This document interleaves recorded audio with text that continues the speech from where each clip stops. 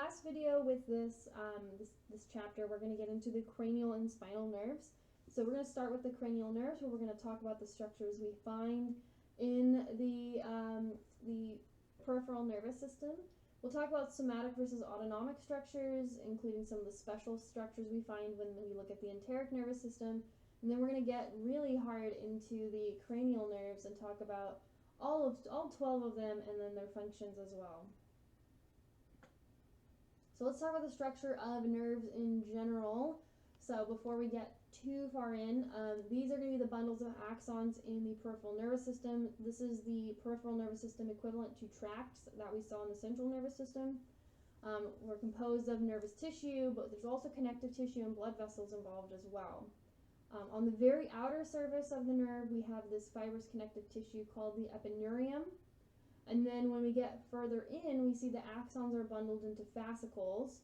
Each of those fascicles are surrounded by another layer called the perineurium, and then the individual axons inside are surrounded by another tissue called the endoneurium. And so if we look, this is very similar to what we saw with muscles and muscle fibers, right? We had the epimysium, right? We had the endomysium, right? We had the same basic, like, 3 layers that we saw with the muscles, right? We see them now with the nerves as well. So you're seeing kind of some overlap with how things are structured. And so the names should stand out, right, in terms of being able to place them, right? Outer versus inner. So we take a little peek, right, at our nerve structure. So here we're looking at some sort of spinal nerve. So we have the epineurium on the very outside, right? We have the perineurium that is surrounding one of these fascicles that are bundled inside that nerve. And if we go really close, right, really close up, then we can find that endoneurium in there.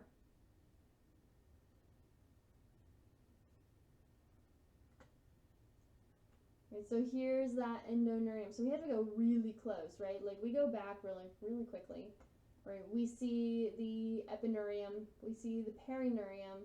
We can't really actually pinpoint the endoneurium, though, on any of these pictures until we go really, really zoomed in which case now it's like, oh, it's this, right? This is what's surrounding one of those axons. So let's get into the cranial nerves, because this is something you're definitely going to need to know. There are 12 different pairs of these cranial nerves that are attaching directly to the brain, hence the name cranial nerves. So these are going to be numbered based on anatomical location, starting from the most anterior, right? So starting from the front to the most posterior, right, going to the back. So the first pair is going to be cranial nerve number 1. The last pair will be cranial nerve number 12. They are classified as sensory nerves, motor nerves, or they could be a combination. And so we're going to get into that too, like who's who, in terms of how we classify the nerves, on top of just knowing who they are and where they are. So here are the 12 pairs. Now we're only pointing out one member of each pair. So just keep in mind that the other member of the pair is just opposite and looks identical. But let's go down and at least name them.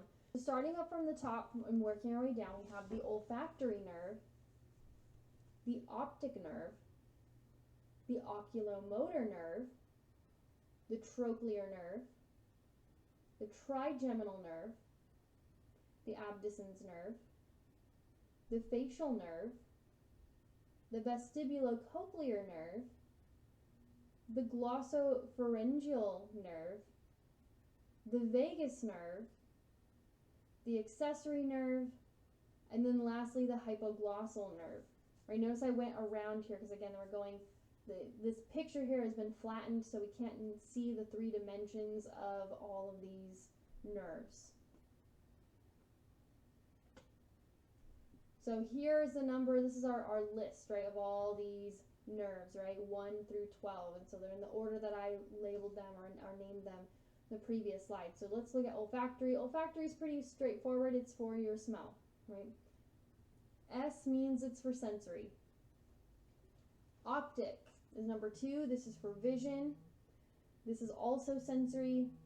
The third one's the ocular motor nerve, and this one, based on the name alone, should tell you kind of what it does. It's going to help you move your eyes. So this is a motor nerve.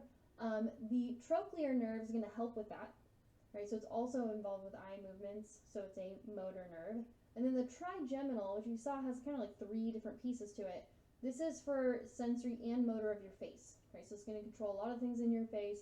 It's going to bring in sensory information and send out motor signals within your face. The abducens will also be involved in eye movements.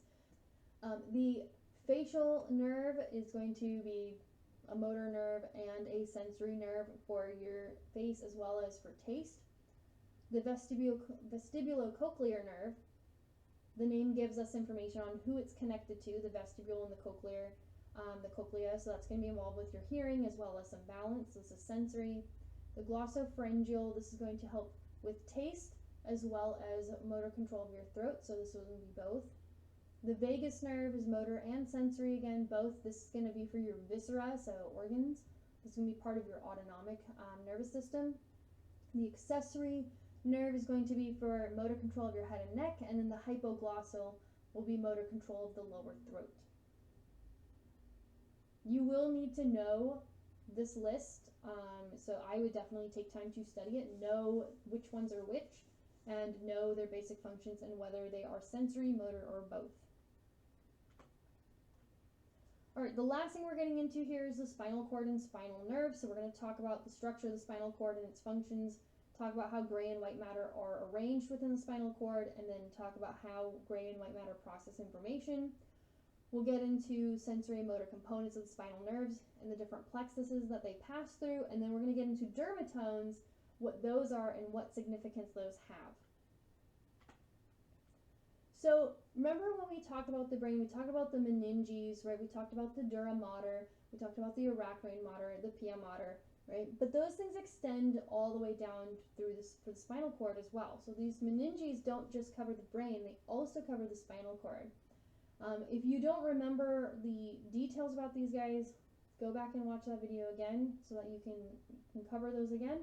But we'll at least kind of briefly talk about them. In the spinal cord, the dura mater is only a single layer. This is different from the cranial, because remember, cranial had 2 layers with it. So the dura mater has changed a little bit when we're covering the spinal cord. And this dura mater is actually going to extend and fuse with the connective tissue that covers the spinal nerves when we get to each of those intervertebral foramen. The epidural space between the periosteum of the bone and the dura mater is an actual space, right, that we see around the spinal cord. We see areolar and adipose connective tissue, blood vessels there. And again, like I mentioned, the first time we saw epidural, right, this is where like anesthesia from an epidural is going to be injected into, right? So that's why we call it an epidural, because it is that pain medication, right, that nerve block, right, that gets injected into the epidural space. In terms of blood supply to the spinal cord, on the arterial side, there are 3 spinal arteries that run longitudinally that are going to supply the anterior and posterior regions, and then they have these little connections of the pia mater called the arterial vasocorona, right, and that's going to help supply the lateral portion of the spinal cord, so the side, right, the sides of the spinal cord. And then there are lots of little arteries that are going to divide and help reinforce this blood supply. They're going to divide into what we call the radicular arteries.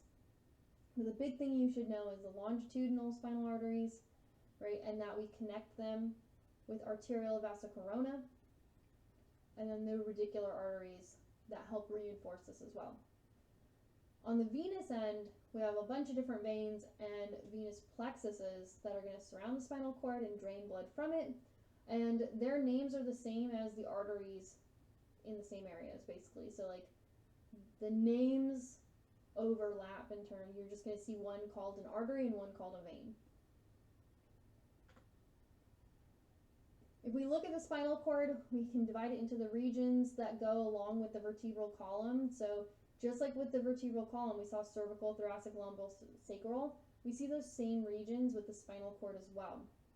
The spinal cord is going to end at the L1, L2 vertebral level, right? So we're ending actually kind of before we get to the end of the vertebral column. But we will see a bundle of nerves that go down below that. So that structure the end of the spinal cord is called the conus medullaris, right? That's that very end on the posterior end of the spinal cord. And then we see a bunch of nerves that come from that called the cauda equina, right? So it's like a tail. That's what the cauda is telling us, like a horse tail. That's what cauda equina would mean. So it's going to look like a horse tail, so to speak. There's a little bit of the pia mater called the filum terminal that's going to anchor this conus medullaris to the coccyx, to the tailbone. So we're anchoring it down. It doesn't just end and hang there. We actually have something kind of tying us down, almost like a thread, right? Tying us down to the end of the coccyx. So if we take a peek at what this looks like, right? So here's the cervical region, thoracic region, lumbar region. Those things generally make sense, right? Because they're just named for the regions that they are found in. We get down into the lumbar vertebra, down towards the sacrum. This is where things get weird, right? So after kind of very quickly after we enter the lumbar region, right, that's where we get to that point, the conus medullaris right here. And we see that the nerves just kind of branch down. That's why it's called the cauda equina, right? Because we see lots of nerves branching down and exiting out at the lower lumbar vertebra and down through the sacrum. And then this little yellow line is the filum terminal, which is again linking that conus medullaris to the tailbone, to the coccyx. So again, it's anchoring the spinal cord down. Otherwise, it would just be dangling there, right? We don't want the spinal cord just to dangle.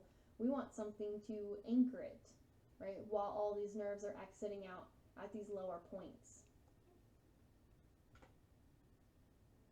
So the axons, we look at the, kind of getting in a little closer, looking at how we exit through the spinal cord to kind of branch out, right? This is where we're getting into the roots, the ganglia, and the meninges a little bit deeper. So there's axons that are coming from the posterior root ganglion that are going to enter the posterior side through what we call the dorsal or the posterior nerve root. If you're an axon and you're emerging from the anterior side, you're coming through the ventral nerve root or the anterior nerve root. I will stick with dorsal and ventral nerve root when talking about it like on a question or in class. If you use posterior or anterior instead, that's fine with me. But if you are coming from the posterior root ganglion, you're going to go through the dorsal nerve root. If you are coming from the anterior side, then you are coming through the ventral nerve root. And that these posterior and anterior nerve roots are going to fuse together to form what we call the spinal nerve. So we have like this like separation as we leave the spinal cord, then we come back together very quickly. So this is what I mean, right? So if we are looking, so here is our spinal cord cross section. So we're looking down, right, at the spinal cord. We see the gray matter forming this butterfly shape, the white matter all around it, and then these are the spinal nerves. These are the nerves that are exiting out, right, from the spinal cord. And we see like the dorsal root, right, is going to exit out here, come together. Here is the ventral root, right, and then they come together before they exit out, right. Here we have the ventral and the dorsal ramus, so we kind of come together and then we split again, right, and this is that dorsal root ganglion right here. So dorsal root comes out, joins the dorsal root ganglion, the ventral root comes out and joins up as well. Here's our spinal nerve, and then we branch off again to the ventral and dorsal ramus.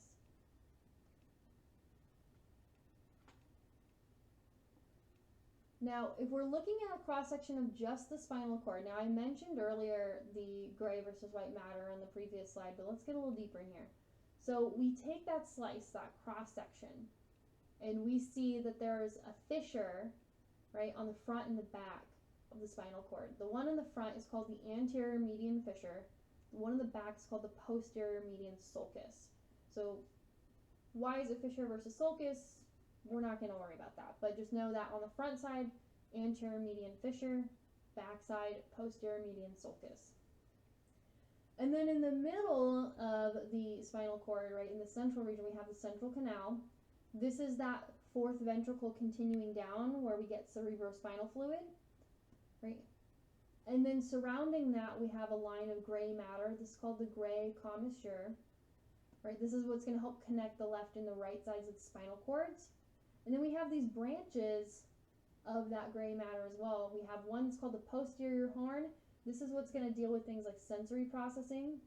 And so the sensory neurons, their axons and their cell bodies will be found, if they're dealing with sensory stuff, will be found in the posterior horn. The lateral horn, this is only found in the thoracic region. So this is unique to thoracic in the upper lumbar and sacral regions. We don't find this in the cervical region. This is going to have all the cell bodies for the autonomic motor neurons. So the ones that innervate like the muscle of your heart, the smooth muscle, and like your digestive system, all your glands, right, are coming from the lateral horn. So I think the lateral horn kind of deals with like the deep stuff. And then the anterior horn is going to have the cell bodies for the somatic motor neurons when it comes to skeletal muscle control. So the posterior horn is kind of responsible just for sensory information. The anterior horn is responsible for muscle like motor output, and then the lateral horn is for all of those things that you don't have conscious control over, that you don't necessarily even notice, right? Like, is your stomach churning the food, right? Churning chyme? Is your small intestine, moving food through and absorbing nutrients, right? Like, you're not noticing those things, but the lateral horn helps control that. So if we take a peek, right, so here is the spinal cord here, right, here's the anterior fissure, right, anterior medial fissure. And back here be the posterior medial sulcus, right. The white matter is everything in this beige color, and then the gray matter is everything in this yellow. We see the posterior horn right here. This is going to deal with, again, sensory information. The anterior horn right here, this is going to deal with all of the motor output. And then the lateral horn, which kind of squeezes off of that anterior horn, is going to deal with like the viscera, right? Anything autonomic. So your heart, your stomach, right? Things of that nature. And then the central canal, this little tiny thing right in the middle, that's where we can have cerebrospinal fluid come through. Right, again, remember, gray matter is in yellow in this case, and white matter is shown in this beige. If we look at the actual cross-section, like a stained slide, we see, in this case, the gray matter takes on this like light purple, like a lilac color, and the white matter takes on this very deeper blue-purple color. Now the ganglia, ganglion would be one. Ganglia is if you have more than one. This, remember, is a group of the cell bodies from the neurons for the peripheral nervous system.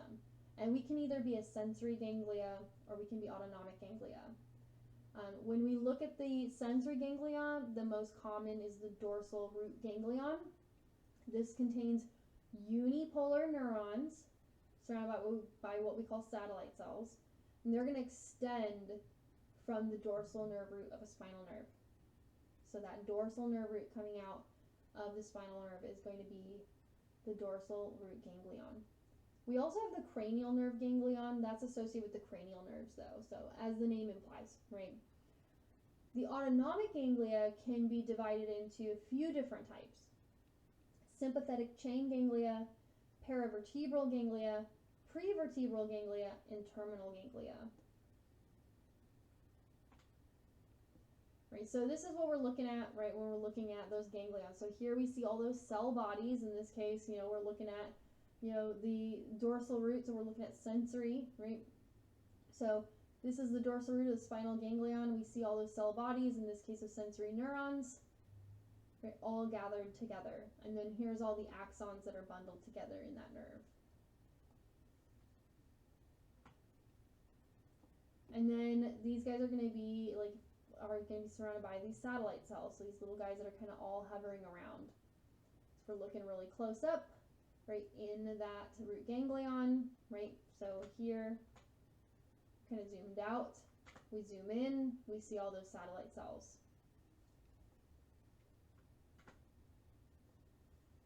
So in terms of structure of spinal nerves, the nerves are going to connect to the spinal cord, and all spinal nerves are going to be sensory and motor combined. right? But they separate into the two nerve roots, right? So one nerve root, right, the dorsal nerve root handles sensory axons, so sensory neurons, and then the ventral nerve root handles motor neurons, whether motor fibers, whether it's somatic or autonomic. So when we come out of the intervertebral foramen, we come out of the hole between the vertebra, right? Each of those nerves coming out is going to split into those two branches, right? The rami or the ramus, if we're talking about one. The dorsal ramus is going to innervate like deep muscles in the skin of your back, right? Which makes sense because it's dorsal, so you think it's right going to be towards the back. The ventral one will split into a bunch of little branches, and that's going to help with like the anterior end, the lateral portions of the trunk, and then your limbs. Spinal nerves that are associated with other branches called rami communicants. This is going to connect the spinal nerve to the sympathetic chain ganglia. So if we look at the spinal nerves and how they're organized, we have 31 pairs, and we are named for the level of the spinal cord that each one emerges from. This is where things get a little bit weird though, because you'll notice, at least for the cervical nerves, we have C1 through C8, not C1 through C7. Remember, there's the gaps between, not necessarily the vertebra. So in this case, there's, you can start above and below. So there's 8 pairs when it comes to the cervical nerves, even though there are 7 cervical vertebrae.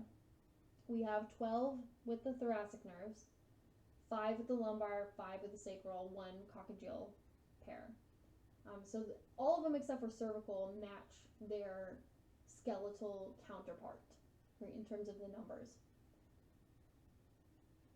The axons, though, from each of these ventral rami are going to come together to form what's called a nerve plexus. A plexus is just a bunch of nerves that are intersecting together, and we see plexus a few times. It's anytime you have a bundle of something like blood vessels or lymphatic vessels, but in this case we're talking about nerves, right? Nerves intertwining, intersecting together as a bundle to form a nerve plexus. So if we look at how we're exiting out, right, we have our spinal cord. Here's the dorsal root, here's the ventral root. Here we come together to form the spinal nerve, and then here's where the dorsal ramus branches off to innervate the deep muscles in the skin of the back. Then the ventral ramus comes up forward to do the front of the trunk, the sides, right, and then anything involved with somatic or autonomic response. So we have a handful of different nerve plexuses. We have the cervical plexus. This is going to handle C1 through C5. This is going to innervate your head and neck. Then the brachial plexus, C5 through T1, will innervate the arms. The lumbar plexus, L1 through L5, will innervate the pelvic region and the anterior leg, so the front of the leg. The sacral plexus, which is L4 through S4, will innervate the posterior leg, so the backs of your leg. And then the intercostal nerves, which is T2 through T11, these are not a plexus. They're going to innervate the thoracic region, and then T7 through T12 will innervate the abdominal region. So we don't have a plexus for those ones. So we just have the cervical, brachial, lumbar, and sacral. So if you remember, cervical innervates head and neck. That makes sense based on the name. Brachial, we find that in the arm. That makes sense. Lumbar and sacral is the only one that gets a little bit weird because we're splitting the leg between the front and the back. So here we see those. So here's our cervical plexus. Remember, it's that network working together. The brachial right here. The lumbar down here. And the sacral all the way down here. So again, lumbar will do the front of the leg, whereas sacral will take care of the back of the leg.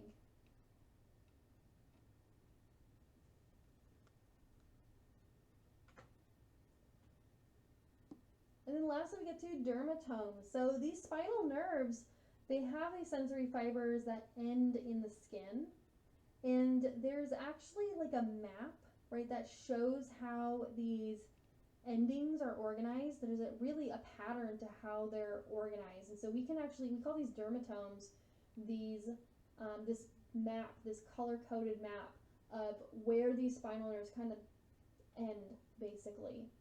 And this is really helpful because depending on what problem someone is having, right? Do they have a problem with their pinky? Do they have a problem with, like, you know, the front of their leg versus the back, and where is it, right? That can help tell us what spinal nerves are damaged, if there is any damage, right? So having this map of these dermatomes kind of gives us a guideline. Like if someone's having problems, maybe they have weakness in like their thumb, right?